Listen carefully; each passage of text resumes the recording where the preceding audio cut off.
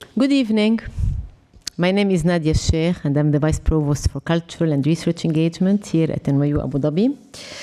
And we are delighted to have you here. We are delighted to be hosting this evening to celebrate 50U under the sponsorship of the Minister of Culture, Her Excellency Noura Al-Kaabi, represented tonight by His Excellency Mubarak Al-Nakhi, Under Secretary of the Ministry of Culture and Youth. Tonight's panelists will be reflecting on a beautiful book entitled 50U, which commemorates the UAE's 50th anniversary.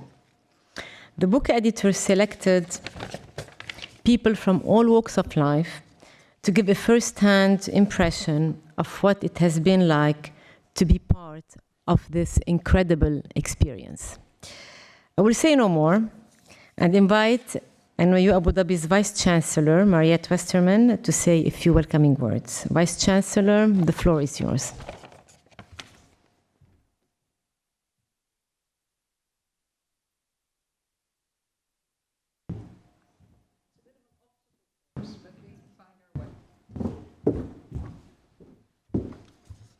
Assalamu alaikum. Good evening, everyone. I am so delighted to have been offered the opportunity by Nadia to say a few words of welcome to you. Welcome back to NYU Abu Dhabi, to the great conference center that we have, and to one of our special institute events. I should say that this is a very special evening indeed. It's an evening about history, but it's also a historic evening because the National Emergency Management Agency just announced that as of Wednesday, there will be no mask wearing required in almost most indoor public spaces, including our university. So I'm practicing, and also will be 30 days. And I just want to say that it does seem a historic moment. Of course, things can always change, but this country has made it through the pandemic remarkably well, with all resources put to our health and safety and our community. And that made it so much easier to be someone like me working in a university, feeling very responsible for our community of several thousand people, and made it so much easier for us to get through, the health and safety of all of us protected, and also our academic mission continuing, our academic aspirations of our young university, 12 years young in operation, being able to continue. So it really does feel like a special evening. But we are, of course, it was already a special evening because we are here to celebrate the history of this remarkable country, 50 years young, almost 51 now. And as I think about that, I always think about NYU Abu Dhabi, our institution, in relation to that history, because I first came here, as some of you know, as the first employee of NYU, sent out by NYU to see what this institution could be and begin to build it. And that was in 2007. And we almost immediately began programs like this for the community before we even had a university. And so when you think about that, when I first came, I remember I first arrived right before the 36-year National Day, just 36 years.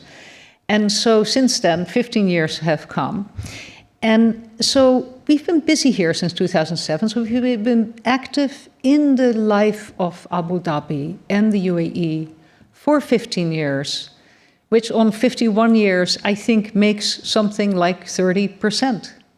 We are part of the history of this country, and it is just a joy to be able to build and lead a university and continue to grow its role as an anchor institution, an institution that's not just for our students, although importantly it is.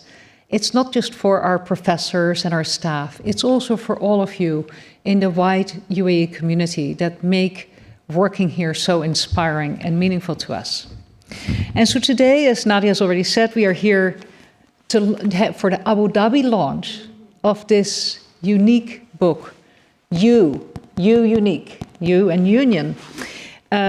The book called 50U, which was published recently to commemorate the 50th anniversary of the Confederation of the United Arab Emirates. And 50U, indeed, it's a joy to look through and read through it. It tells a story through 50 portraits of people, of places, and very dear to me, plants. I'm a gardener. And it's really remarkable the way it thinks about the UAE in its historical and contemporary manifestations and how what the through lines are between then and now and the future. And it tells the story and draws out the principles that really have driven this country and continue to, as we've noticed already also through these past few years, these difficult years, principles of imagination, perseverance, and harmonious coexistence in this very richly diverse community of the UAE, this intentionally diverse community of the UAE. And so these stories, as you said, Nadia, from people from all walks of life, really reflect the memories, the expectations, the experiences of its residents who have witnessed the transformation of the UAE, and who haven't only witnessed it, but also helped drive it. Because if you come to this country or are born in this country, and you are willing to imagine and follow the leadership in its imaginations and think about what you can do and contribute, the doors are wide open for you. So people get to contribute in this remarkable way. The stories that you can see are, there's a fisherman, there's an astronaut. Well, we can kind of guess who that is. There's a fashion designer, an architect, an AI specialist, a race car driver, a contemporary artist. There are people really of all stripes, men and women, different countries, of course, many from the Emirates themselves. There are factual accounts of the UAE history, many of which I didn't really know, and I am a historian in many ways. And then there are these compelling human stories that connect and drive the narrative.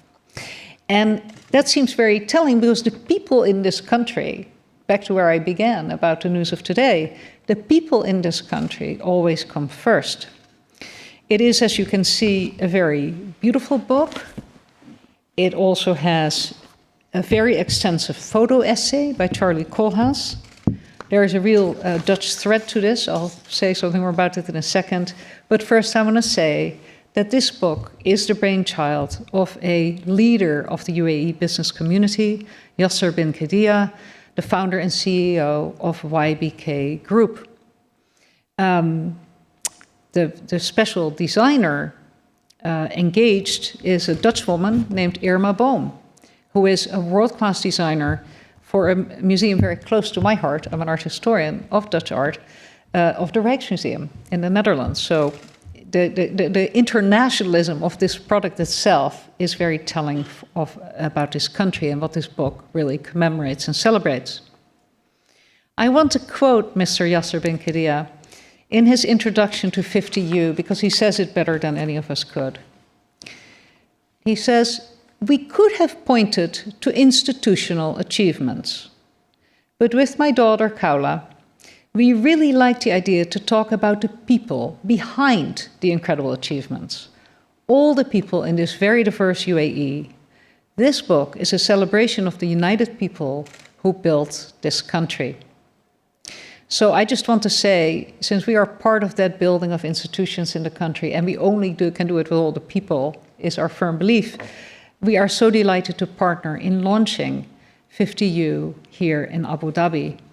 And so with that, it's also a great honor to welcome you, Your Excellency, Mubarak Al-Nahi, who is here with us, Under Secretary of the Ministry of Culture and Youth. And I'd like to invite you now to take the stage for your remarks. Thank you.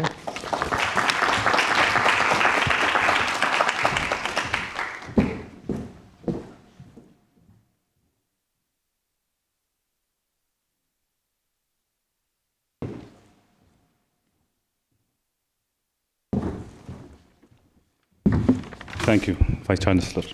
I think today is a remarkable day, and I will always remember it. We are the day where we dropped the masks. So we're marking a good day launching this event within Abu Dhabi. So, assalamu alaikum, bismillah ar-Rahman ar-Rahim. Good evening, everyone. It gives me a great pleasure to be here today, discussing the making of the 50U book. The book was launched by Her Excellency Noura bint Mohammed Al-Ka'bi, the Minister of Culture and Youth, and a patron of the book during April this year. I would like to join Her Excellency in congratulating Mr. Yasser Bin Khediya and his daughters Khawla and Roda, and the entire team of publishers, photographers, and editors in creating this book. It's a wonderful tribute to the nation to mark its golden jubilee. A lot of effort obviously has gone into this book, along with the attention to details, and most importantly, passion and love to the country and its people. The book gives an account of life in the UAE as told by its people, their experiences and learnings as well. It shares memories, hopes, and aspirations of people and showcases real stories within the life of the UAE. With factual accounts of the UAE's history, 50U gives an honest narrative of life within the UAE through the 50 portraits of people, plants, places, and landscapes. We see a whole spectrum of features with personalities who have contributed significantly to the nation's building, whose names have made a mark in the history of our nation. From an astronaut to a fisherman, and a tailor to a female racing driver, to a Japanese baker. They're all there, you'll find them in the book. Through human stories, the book unravels the UAE's journey and gives a glimpse of daily life in our country. It also spotlights the positive transformation of our nation in the past 5 decades and how it's poised to grow within the next years. It's a story of the UAE told through words and pictures. And I agree with Yasser Bin Khediya, if I can quote you, by saying 50U is just the beginning of a long Emirati story. I would like to take this opportunity to convey Her Excellency Noor Ahmed Al-Kaabi, our Minister, best wishes, and on behalf of the Ministry of Culture and Youth, we wish the 50U team all the best. I look forward to a very interesting session, inshallah, today. So without further ado, let me hand over to Shad Al-Mullah, who will, inshallah, take the discussion forward with the esteemed panel. I wish you all the best, and thank you very much.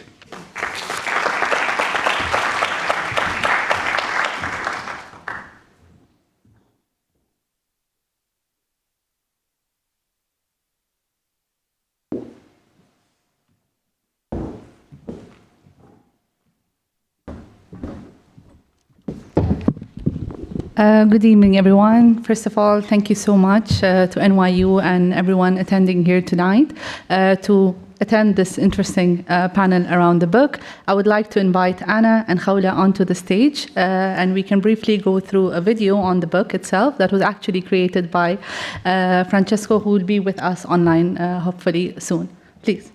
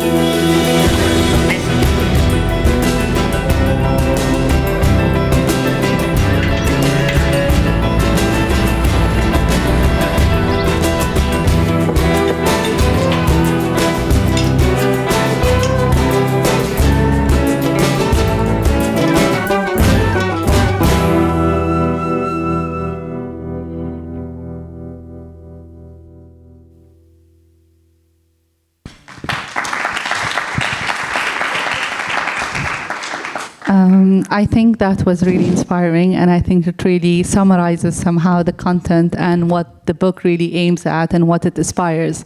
So I would like to first of all take the chance to, of course, introduce our panelists. I hope if we have Francesco online. Is he online? Yeah, he Is it? Perfect. Hey. There Hello. we go. Hello, everybody. Can you hear us?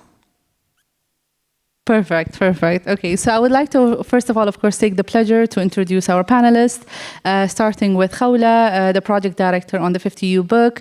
She plays a central role in the day-to-day running of cultural program, which celebrates Emirati history and heritage through contemporary culture. Prior to working at YBK Group, of course, Khawla gained a bachelor's degree in communication and media studies from Zayed University before earning her master's in science and diplomacy, communication and information management. Moving to Anna, she's the co-editor of the 50U book. She's an art writer, cultural journalist, and also an independent curator. She moved to the UAE in 2008 from London, where she worked on UK newspapers and magazines. She contributed notably to the autobiography Don't Look Down as a ghostwriter, exhibition catalog Abdel Qadir Al-Rayes as an editor, Perception El-Seed, a book charting the artist's ambitious artistic project in Cairo, and also The Art of the Emirates, a publication charting the most influential people in the UAE contemporary scene as a co-author. Francesco, who's online with us today, is an architectural researcher and an editor with a past in advertising and engineering. For years, he's been intrigued by the intersection of architecture, communication, and new technologies, developing collaborative projects that try to question the expected formats. So I think I would like to take, first of all, the chance to actually go about the book itself. And of course, through the invitation that I had from NYU Abu Dhabi, I think I had the privilege to go through the book in detail and really look at the narratives and the stories of people that are intrigued, people that have gone through the last 50 years of the UAE and the people who are going to be the future of the UAE in the next 50 years. So maybe starting with the first question to you, Khawla. I think for us it's very interesting to understand how really the book came about. How did you think about the concept? I know maybe a little bit more than the people who are here right now of how this really book was cooked on was brought up or cooked in a kitchen, I would say. So I think maybe taking the chance, first of all, Khawla, to ask you, how did the book come into being? What's the concept behind it? How does it really fall into the other publications that talk about the history about the UAE and its heritage and its culture and the art scene and all the other sectors that really are seen through the interviews in the book? And really, why did we call it 50U? To start off, thank you for having me, and it's a pleasure to be here with all of you. The book actually started off with my father to celebrate the 50th year of our nation. He thought of why not document and have something very tangible and timeless other than the book. So he came up with an idea to have a book. And then they traveled, him and my sister Roda, to Amsterdam for another purpose, actually.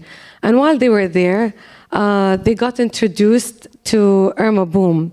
And my sister got so excited because she studied in Zayed University and she's a graphic designer and she knows about Irma Boom.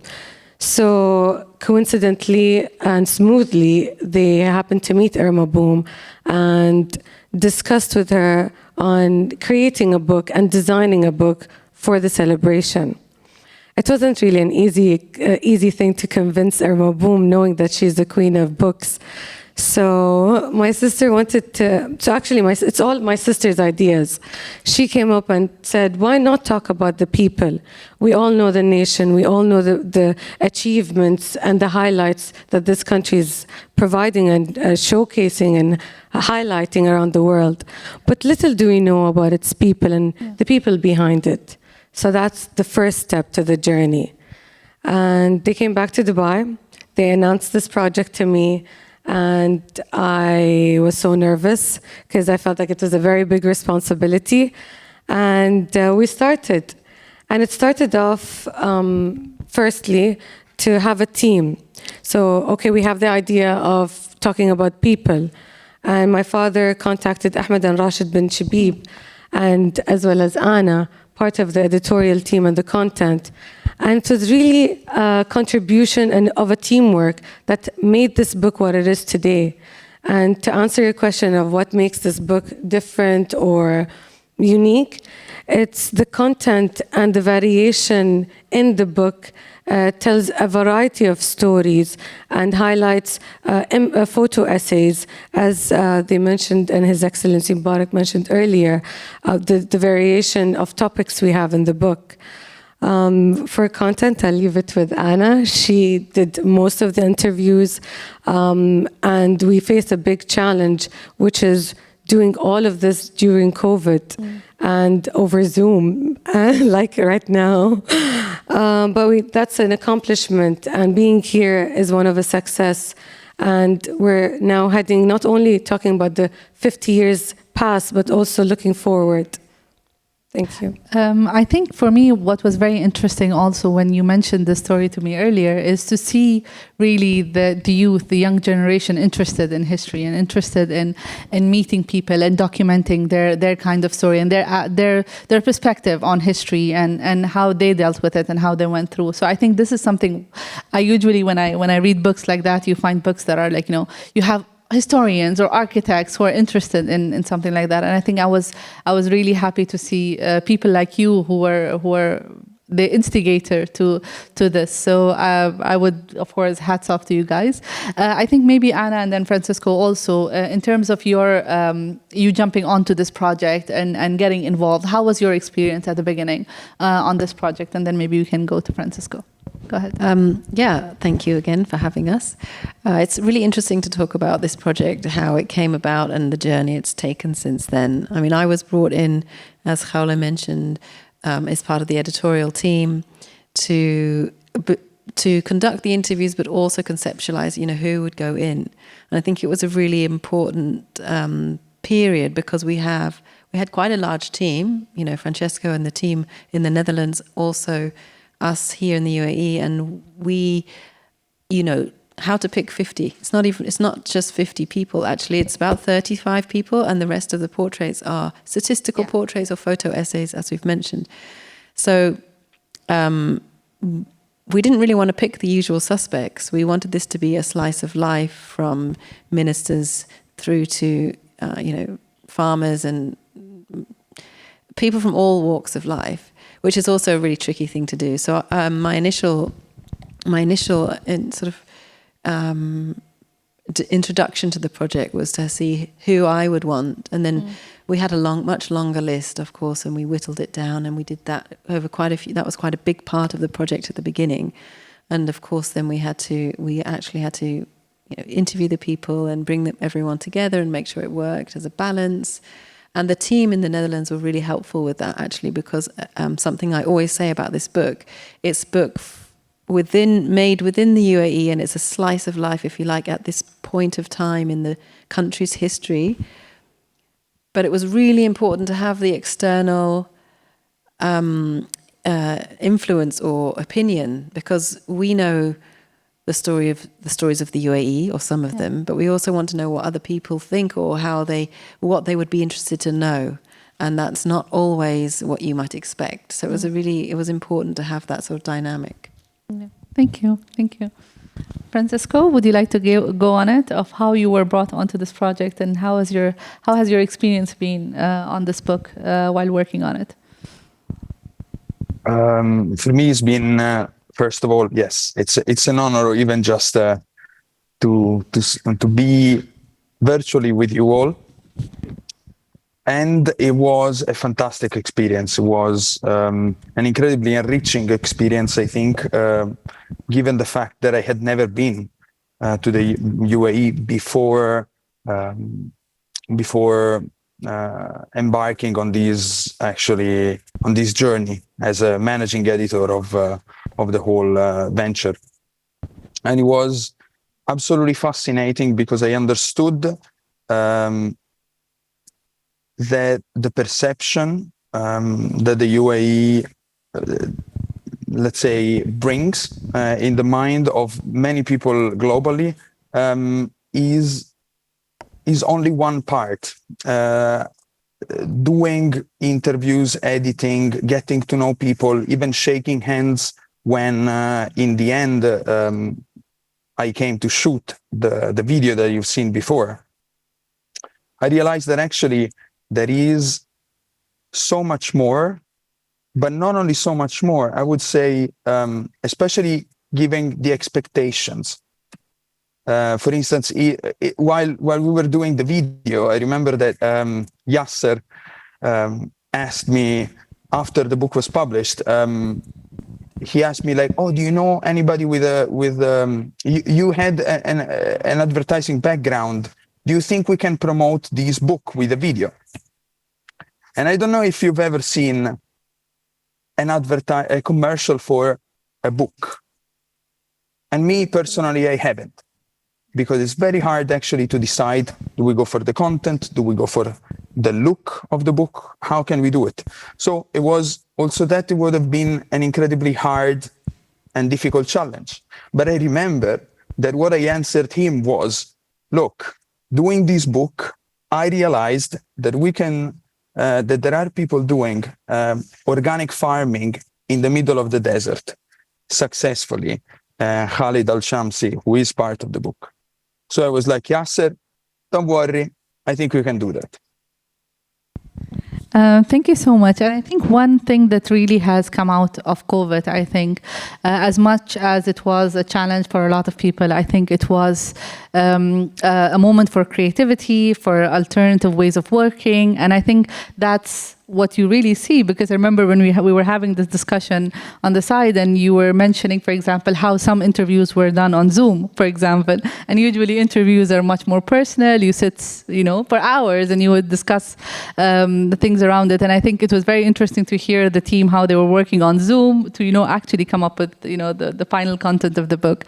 One thing that I really liked when I looked at the book, of course, immediately when you open the book, and I should have bought the book on the stage, but once you open the book, the first thing you see are those 50 people on the book, So it's very personal, very, very people-centric, I would say, in terms of the book. But I think what was even more interesting is you turn the page and then you see an image of Sheikh Hamdan bin Rashid. And I think that was really emotional for me. And I really wanted to, maybe put the question to you again, Khawla. How do you see that this book is partly representing the legacy of Sheikh Hamdan in a sense, and how it really conveys the story? I think that was really touching for me as a reader, I would say.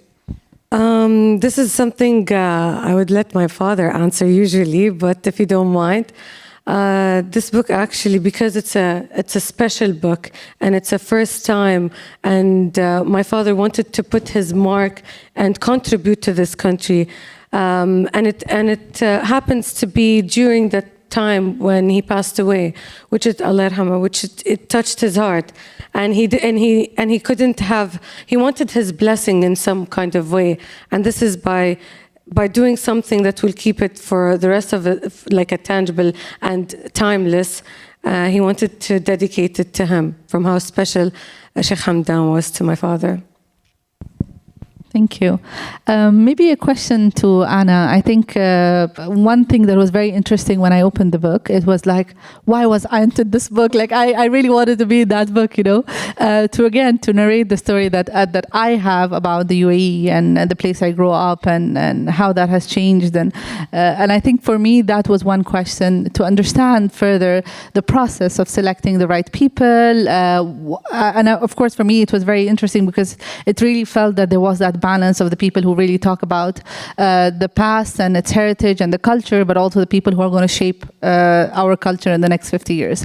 So I think maybe a question to you, Anna, how did the list come about, and how did you eventually make that selection? Because I know it's a very difficult decision to make, and who to keep in and who to keep out, and really, think about the book in terms of its collective content. So please go ahead. Yeah, sure. I'll try to shed some light. I mean, as you said, really most human beings have a story which is compelling and interesting if you spend the time to talk to them. So this could have been 500 you or 5,000 you. obviously we had to make some selections. And it was a process. It definitely wasn't a single day or a single person leading this. We initially came up with the idea to look at segments, subjects, arts, science, business, food. And that was loosely how we sort of put people into buckets, if you like, at the beginning. And actually the book was going to be divided into these kinds of sections initially, but then as the emphasis on stories became really important, of course, we still wanted to have that breadth of people from across industries and age groups. That was also really important. I always say this, but I love the fact that Lamia, Yasser's 10-year-old daughter, is the last one of the book. And, also that it began with a dedication to Sheikh Hamdan, who passed away. So there is this sort of unity to the way the book came together. I wouldn't say it was organic, because it wasn't. It was very, it was structured and we had to put a lot of thought into it. But what it really was collaborative. So, we had this list, we had these buckets, we put everyone in. There were obviously too many people. How do we make the selection now? Okay, we need to look at gender and age and stories, but we also need to understand, as I mentioned before, what do people, what do the team in the Netherlands think? We wanted to have some people of sort of prestige and standing, like people that you might expect to see in a book, but we also wanted to come in with people that you just wouldn't expect, or no one had heard of their stories. His Excellency mentioned a Japanese baker. I mean, the guy who's making Japanese baked goods is not someone who you would expect possibly to be in a book like this.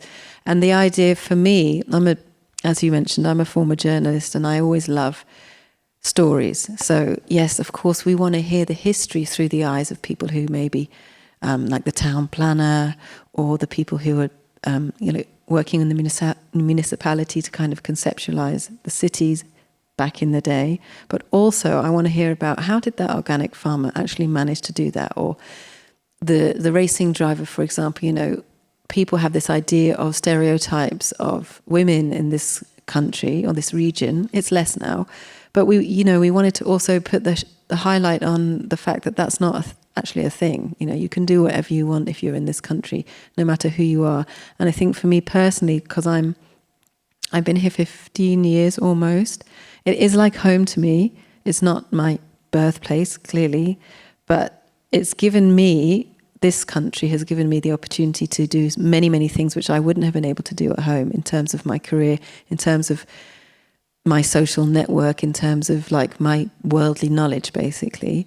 And I think that's what I personally wanted to see in the book. What this country in its very young state has done is prioritize the people and not, well, of course, the land is always an important thing, but do you know what I mean? It's a land for people. And if you engage in the community here, you can basically be engaging with everyone all over the world.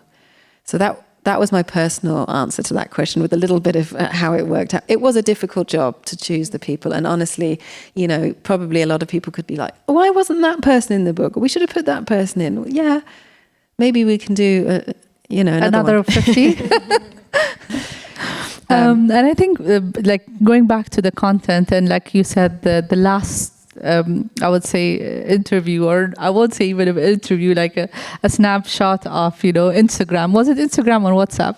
WhatsApp, I think. WhatsApp? With Irma. So I think everyone needs to read the last story, because I think that's the most interesting, where you actually read the content with snapshots from WhatsApp. And I think that is really, it's taking, content from people and their narration and their story in a different way. And I think that is something people should be reading. I think maybe, Anna, just going back to you again, in terms of the content, like while you were doing those interviews, tell us a little bit more about the one that you really connected with, or you resonated with, or you liked the most while doing the interview. Okay, just a disclaimer. I did not do all the interviews in the book. It was really important for the team to spread that. Francesco and his team did a few, again, because, just to go back to that, when the person is doing an interview of this nature, when it's very personal, you cannot remove yourself, even though it's not about you. the way the conversation goes is going to change if it's me interviewing the person or Francesco or Ahmed or Rashid or whoever. So we did split that quite a lot. My personal favorites, they kind of change. I always talk about this. I always talk about Rashid. Remind me of his surname. Francesco, I always forget it. No. Rashid Al-Masroui. Al-Masroui? Sorry. Yeah. No. He's a poet. Rashid Al-Amimi. Sorry, guys. I should have definitely researched that before. But this guy sticks in my head so much. And I think it's because I felt myself in the interview. He's not somebody that... he's a poet, basically. He's a literary person, and he was put in touch with us through... We were looking for some people, again, who had interesting stories but didn't necessarily have any, particular company or particular reason for us to choose them other than their story. And I didn't have much to research on before I interviewed him because there wasn't much known about him. But when I started to talk to him, he was just such an interesting guy. His story started in a boarding school, a school in Dubai, which is modelled on the English boarding school system, which is probably why I connected to him, because he studied Victorian literature, which is what I studied. And he was like quoting Shakespeare at me and stuff like that, which, that might be maybe why I connected with him, because I felt some of my story in his. But then he also just really was so eloquent and talking about, his experience of reading, which was obviously quite not strange for him, but like he doesn't come from England, so reading about Victorian England for him was completely different from reading than the experience I might have had. And then we went on to talk about religion and poetry and the Sibha and the similarities between the Sibha and the Rosary for the Catholic religion. And just many things I hadn't even thought about. Whilst it wasn't particularly a conversation about religion or faith, it was just super interesting, all the different pathways we went on. And he still sticks with me as just somebody who, again, I find this country is such a place where cultures, religions, people, stories collide. And in each and every one of you can find bits of that. Especially if if you're born and grown up here in a really multicultural place, which is just different to the way I was brought up. So I really liked his story. He was one of my favorites. Thank you. What about you, Khawla? My favorite story in the book is Christo and Jean-Claude, the artist. They did the Mastaba, which was conceived back in 1977. So that itself, which is an international artist conceiving an idea of a sculpture and an artwork back in 1977. And what really, really made me so interested in reading more about him is the fact that where he chose to do his artwork in the country. If you would like to guess, it's not Dubai and it's not Abu Dhabi Central. It's in Liwa. So to me, thinking of that artist in the United Arab Emirates, conceiving and wanting to do an art sculpture in Liwa when he passed away, and his work is still in progress, and that's to leading the future, and it's a vision for the future. So what I liked about the story is exactly what our country is. It's something we hold to our past, and we look forward to our future. It's like something Anna always tells me, a straddle between two. It's like one foot there, one foot, in the future. And that's something what the U book is all about. And to me, that was something very interesting. And this is not the only story, to be honest. There are so many other stories I loved about the book, but this just caught my attention. So there was an art scene in the 70s. Yes, I think we need to record that somehow. Perfect. What about you, Francesco? Do you have a particular story that you were intrigued or you were fascinated by?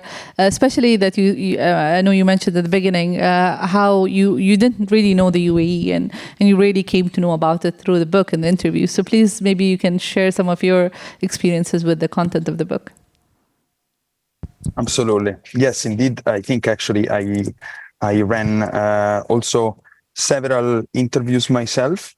And as Anna was saying, the beauty of running an interview is that the personality as well of the person running the interview emerges. So, and that allows, according to whatever is said, to take different directions, according to the shared interest between the two speakers. It's always part of a larger conversation. And for instance, for me, I mentioned earlier Khalid Al-Shamsi, because I come, for instance, from a family of farmers in the south of Italy. So seeing somebody that could do organic farming in a remote part of the desert successfully and so inspirationally for me was absolutely fantastic. Or bonding with Khalifa Al-Kama over reflections about technology and religion. A conversation that started and it was supposed to be about technology ended up actually with the two of us reflecting over the relation between the two. Or, of course, Haza Al-Mansouri. You all know him as the first Emirati astronaut. But the conversation between the two of us was incredibly intimate because he was telling me all his childhood stories as a kid, not coming, as Khawla said, not coming from where you would expect, not from the main cities. He was saying that he could see jets flying over his house in the Liwa. And that got him fantasizing about the presence of these strange things that he was understanding as the sky, and fascinatingly imagining himself there. So I think actually plenty, and I could go on forever. Just because I'm Italian, I talk too much. I promised myself that I'm not going to be selecting my own, or it would be the same. I won't stop, defining which one I really enjoyed reading as an audience. Maybe one thing also that was very interesting about the book is how some of the interviews are really connected through a narrative around an object or a story around an object, or maybe a discussion that really started with focusing on that one object and how the discussion really evolved. Because I think what's also very interesting, what we're hearing here, is that usually you go into an interview, you have a set of questions, you want to ask them and record and get back, and I think what's very organic when it comes to interviews is that you can navigate around topics, and then you eventually, as an interviewer, you need to be smart enough to see how the discussion is going and where is it going and what kind of questions you would eventually ask. And I think that's where you pick up interesting stories along the way, and I think things change and progress even as an interviewee. So maybe the one thing that I really, as I said, was very interesting is that content that was revolving around that one object. So maybe just even anyone shedding light on how that was brought into discussion, and of how it really connected or had a feel to connect these different stories around one object. Maybe Khawla, if you would like to take that. Actually, it's to do with the designer herself, Irma Boom. So part of her design and part of her way is to have something different, and maybe Francesco can add as well as part of constructing the questions, not on like kind of breaking the ice. I remember Francesco was saying, and with regards to questions, maybe Anna. It's kind of like, how was it? It was a tool. We needed a tool, where to start if you're asking people their whole life story, or to talk about the memories of, the last 50 years. So it was a brilliant idea. I'm not sure whose idea it was. Was it Irma's idea? Yeah. Because it just gives you that opening subject. And usually they bring something which already you can get an idea from what's important for them. Yeah. Would you say, Francesco? Yes, and throughout the process, we understood that actually the object, in the beginning, we intended it really materially. So we even thought, oh, one day we could showcase them, we could exhibit them. But in the end, we realized that the beauty was instead really the relational value between the story of the person and the object. The object could have become, in many cases, became also something purely symbolic. So that's why also the representation of the object in the book is broken into several different color layers, because it is almost as a memory. It is basically really wanting to represent, Irma found this way to really represent the relational value of memory, and at the same time, of course, the blurred edges of any of our reminiscing thoughts. Thank you. I think one of the little surprises we have today is that we actually asked the panelists to bring with them an object similar to, the interviews, and to share their story about that object and how it's really significant to them, whether it's part of their own culture, history, or they're living in the UAE, or maybe part of the process in making the book itself. So maybe we'll start with you, Khawla, the object that you would like to share. The object is something very special to me. It's to do with my grandma, and it's very cultural and rooted in our everyday life, that I feel like every Emirati woman can relate to it, which is a kajuja. Kajuja basically is the process of creating handcraft telli, which is then put on the Emirati clothes. And this process, actually, it's a story. It's when my grandma sits at home in the living room. You don't just see her sitting like that. She'd have her kajuja right in front of her, doing it. And at some point, she wanted us all, her grandchildren, to engage and learn this process. And we did, and she taught us. And to me, the kajuja is very special because it holds a cultural element and touch, which is in my personality, which I see myself through it. And it's very colorful because it gives me that hope and that light, and that you can create whatever you want in this country. And it's kind of, united, and it's always ongoing. You can't stop. Unless you want to cut it, that's when you stop. But then otherwise, you just continue. So that's my favorite thing. I think this is something similar in our house as well. Like, my grandmother would use it, and I would eventually come on and spoil it. So I always stayed away from it. But I think it was a common practice that you would see in a lot of Emirati families, doing that at home. What about you, Anna?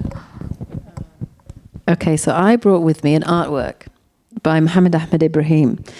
My story in the UAE is kind of intertwined with with the sort of modern growth of the contemporary art scene here. In 2008, when I moved here, everything was kind of just beginning in terms of Art Dubai, Abu Dhabi art. I was working at the newspaper and the National, writing about the arts and culture scene. I won't tell you my whole life story, but I specialized then in visual art, and for the last 10 years, I've been working with artists, and I absolutely love, I'm a writer, so words are my passion, words are my thing, words are my art, words are my creativity, and I absolutely love working with artists who are clearly visual people and don't always have the ability to translate their ideas into words. So I really enjoy that process of talking to artists, learning about artists. Mohammed Ahmed Ibrahim is one of the UAE's foremost artists. He's representing the UAE at the moment in Venice. He's an absolutely lovely guy. And I've visited his studio many times in Khawla Khan. And I bought this artwork actually at an art fair, I'm not sure when, definitely a few years ago. And it's just one of my most prized possessions because it was before he became really well known. And It's just like, it's a drawing. It's not a painting. It's a drawing, and he has this way. These symbols are completely abstract. Yeah. He describes them actually as, you know, when you close your eyes and there's like weird shapes between the eyeball and the eyelid. He tries to make these shapes, and everything he does is it's just lines and circles. So if you ask him what does it mean, he's like, well, it's a shape. You can see it here. There's a circle. There's a line. They're everywhere around you. There is no meaning, but they're more kind of almost instinctual, and you relate to them. And I've spoken to him a lot about his work, so this is my piece. For me, it reflects my career, my journey in the UAE, this particular person who I think is a very special person. And, you know, it's something that I will always have, no matter where I go. I think as an artist, Mohammed Ahmed Ibrahim has grown so much, and as you said, like he's currently at the Venice Biennale, which I think is the platform where you present, you know, your artist, and I think he really encapsulates the culture, the history, the environment of the UAE, and with all his new works that are very much rooted in the place that he was born and where he lived, and they're very fascinating stories, to be honest, about this artist. And I think he's a lovely person. He's like a teddy bear, like, you know. Yeah. He's also in the book. Yes, he's in the book. Yeah, Sorry, I he's in the forgot to book. mention that. And also, can I add, the object he chose was very interesting, because he chose a stone as his object, and the stone is from the place where he is, which is Khorfakan. And I don't want to say and tell you more about his story, but you have to read it in the book. Yeah. It's so interesting how he thinks and who he is as a person, not only his bio, but him as a person, and his visions, and how he became who he is right now. Yeah. I think it's very interesting, like you said, you know, some people express themselves differently, and some people do it by writing, and some people do by drawing. And I think him specifically, he's with me having the chance to visit his studio every now and then, he's like, it's him and his cats, and him and his cats who are part of the artwork. So I think one of the things that was very interesting in Venice Biennale, when you look at the artwork, which is, I would say, the biggest artwork that he has produced till date, is like you go and you see parts of the cat scratching the artwork, because he's making it out of, you know, earth material. So you see part of his environment and the way he lives and how he interacts with, you know, his cats, who are lovely, I would say. So Francesco, what about you? Like, tell us more about the object that you brought today with you, if you can share that. I would say Absolutely. virtually. And Virtually. and that's the thing, because of course, when we were talking a few days ago, I couldn't be with you there in Abu Dhabi, because I as you can see, I had to travel. So I was thinking, actually, what can I bring? And this was lingering in my head for 2 days. What can I bring? What is actually? So I started reflecting on the whole entire journey of making this book. And for me, it was really related to two things, and especially overcoming and breaking expectations.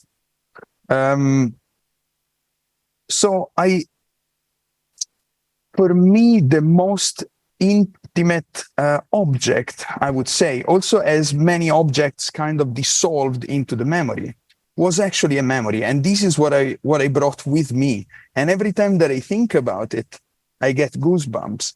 It was the moment when we were shooting the video during the night. I think we were in the middle of Al Qudra, and we were in pitch black environment because we had to capture stars. And at the same time, the beauty of it was the whole entire sensorial world around me, because I've always expected, I had never been to any desert, and I've always expected it to be silent. And it wasn't. There was an incredible sound surrounding me. I've always expected it to be dark, and it wasn't, because I could see the light of the moon was casting a shadow over my body. These sensations really to me, are incredibly personal and intimate of the whole journey of this book. Having an expectation, and once you're there, realizing there is so much more. Love it, Francesco. The memory, I think it's beautiful. Maybe another question to you, and I think maybe this is the second last question. Then I would, of course, give it up to the audience to ask more questions to our panelists. The book itself and the way it was designed, and the concept behind putting the book, the way it looks from the outside, and everyone says like you sometimes judges the book by the cover, and really for me, I think in particular when you look at the book and knowing that it's about the people itself and looking at the book and seeing your own reflection in it, I think is really strong, and it really conveys the content within the book. So can you tell us a little bit more about the design itself of the book and how that really came about the book? Yes, indeed. I was the one of the editorial team, both in Dubai and in the Netherlands. I was the one really bridging constantly between text on one side and the visual design on the other side. So I worked very closely with Irma on most of the, I think, thousands of tests that were done. And every time, for me, the beauty was to see her so directly, personally involved in design decisions, in testing them, in running them through us, running them through the entire editorial team, and constantly adjusting and reconceptualizing. So it was really fascinating to see how a designer that sometimes we imagine people of a certain stature to only take design decisions, and then somebody else going on developing them for them, be it employees. And it was fascinating to see her directly involved in taking decisions, directly involved in making the effort to make it constantly better. That was absolutely fantastic. And this is really one of the reasons why she is considered the queen of books, I think, because it's not a matter of control, it's a matter of care. Thank you. The last question, and I think a lot of people would have that question in the audience as well, is there another 50 you? and especially, I think this is a very interesting question because lately I've been doing a lot of moderation for books, and I usually ask that question, and they're like, not for the next 10 years. So just hearing from you more about, like, is there any plan to add maybe some of the interviews that you didn't have the chance to do, maybe in the next edition? Any thoughts about if there would be a next 50U? After this book launched, and we saw that it wasn't only a book that is just going to be in a bookshelf or bookstores, we wanted more out of the book. So the next step for the books is by using it, and how has it been used right now, which is as a cultural diplomacy tool, and then it's used as a reference. And now, like how I'm talking about the journey of the book. And for our next phase, next step would be possibly, if you don't mind, Baba, me saying this, is public art. So we're looking into that at the moment. I just want to say one thing about the design, if you don't mind, just to pick up on that. And also what you were saying, like 50, the design is absolutely genius. It's just amazing because it's so simple, but there's elements of the design. 50U is a book about the UAE, you, me, and like everybody. That's the whole point. That's why it was called 50U. So, you could, as I said, you could make many more, but it's almost more than the book. As Khawla said, it's taken on a life of its own now. It was published, it's amazing. It's really, living its life now for the 50th year. When we turn 51, it will have a date on it, but it's not the impact. I'm actually really continually like proud to be part of it, and also so I feel like this book has its own personality. It's walking around, it's doing its tour, its people are really fascinated by it, and even the reflective cover it was made so that you can see yourself in the book. So I don't know, that doesn't answer your question about will there be another one. I don't think there will be another one exactly the same, but the point is that the impact that it's having is doing its job. It's touching all the people that it was supposed to touch, which is everyone. Maybe a little bit of the experience that we had with the book. Recently we were at the Semisonian Festival, and it was one of the big events that we as a ministry organized, and it was a privilege for us to take 80 creatives from the UAE, and it was the same. Like, we were looking at visual artists, sculptors, architects, urban planners, more the traditional craft, people who do practice it. And I think it was for us a very difficult decision to eventually select those 80. But I think in the last 2 days when we had the chance to actually display the book over there, I think it was very interesting, because I was telling people, of course, we came back by then, but we got really feedback from the embassy and from the others that the book was well received. But I felt that, it was not only the 80 artists, but was also including the 50 people that you guys mentioned in the book. And I think that was an expansion of the creativity and the legacy and the history of the UAE that we took actually to a prominent festival like the Semisonian Festival. So I think it was, and hopefully we can do that more and more, for people to engage with the people of the UAE, although they're not in the UAE, I would say. Maybe I would like to